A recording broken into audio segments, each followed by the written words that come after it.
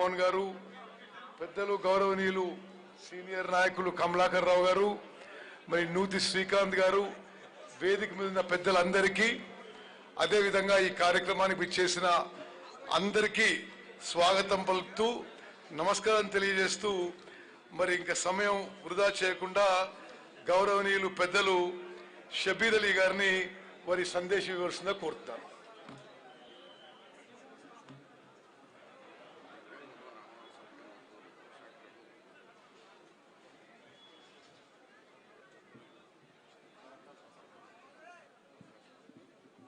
आज का दिन बहुत ही तारीख का दिन है।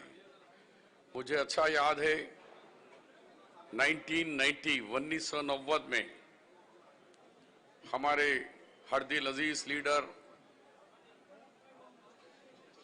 भारत रत्न राजीव गांधी जी ने, जब देश में अमन बिगड़ गया, हिंदू मुस्लिम फसाद हो रहा था, हैदराबाद में भी इसी तरीके का माहौल था, तो उन्होंने उस वक्त के यहाँ की कांग्रेस की सरकार, उस वक्त के यहाँ के चीफ मिनिस्टर डॉक्टर मर्री चन्ना रेड्डी साहब, उस वक्त के कांग्रेस के सदर वी हनुमंतराव जी और मैं उस वक्त का मिनिस्टर हैदराबाद, तो हम सबको आदेश आया कि राजीव गांधी जी चार मीनार से यात्रा शुरू करेंगे और यात्रा सिकंदराबाद पे जाकर महात्मा गांधी जी के मुजस्सिमे में ख़त्म होगी।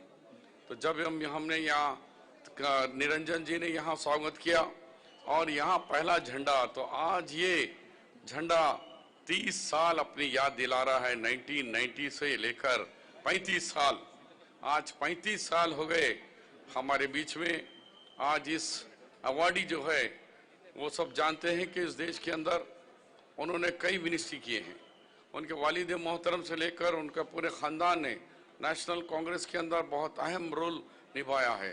उन्होंने यूनियन मिनिस्टर ऑफ लॉ रहे, union minister of external affairs रहे और बहुत से भी ओहदे रहे। तो बहुत काबिल मुबारकबाद है। हमारी ये जो कमेटी है, राजीव गांधी सद्भावना कमेटी ने आपको इस साल का अवार्डी चुना है। उसके लिए निरंजन और उनके तमाम साथियों को, इस कमेटी के मेंबरान को मैं तहे दिल से मुबारकबाद देता हूँ। अब रहा आज के इस जलसे में जो हर साल होते आया है, हमारे हरदिल अजीज चीफ मिनिस्टर रेवंत रेड्डी जी यहाँ तशरीफ फरमा है, हमारे हरदिल अजीज पीसीसी प्रेसिडेंट महेश कुमार जी और हमारे अवार्डी सलमान खुर्शीद साहब और साथ में उत्तम कुमार रेड्डी जी जब सदारत कर रहे हैं। उसके साथ साथ मुझे कहा गया है कि नामे वक्त नहीं है सबके नाम बोलने का।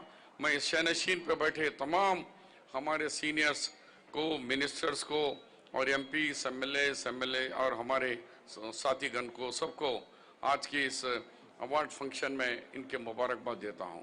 मैं वो याद दिलाना चाह रहा हूं कि ये हमेशा सिलसिला चलते आया है कि यहाँ पर जब सद्भावना यात्रा अक्टूबर के सेम यही महीने में राहुल गांधी जी ने 2022 में उन्होंने सद्भावना यहाँ पर जो यात्रा शुरू की थी, उस यात्रा में सब लोग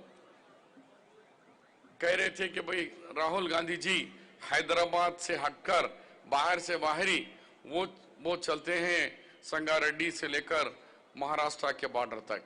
लेकिन जब हमारे पीसीसी प्रेसिडेंट और उत्तम कुमार रेड्डी जी, हमने कहा कि नहीं, जब तक के राहुल गांधी जी चार मीनार पर आकर राजीव गांधी के झंडे के पास वो यहाँ यात्रा में नहीं आएंगे तो वो यात्रा ही पूरी नहीं होगी उनकी।